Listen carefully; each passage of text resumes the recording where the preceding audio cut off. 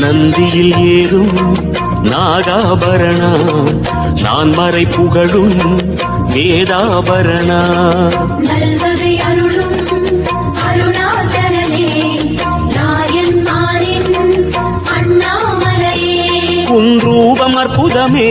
நீ ஞான தத்பரமே உன் ரூபம் அற்புதமே நீ ஞான தத்பரமே சிவமே ஹரமே பெருமா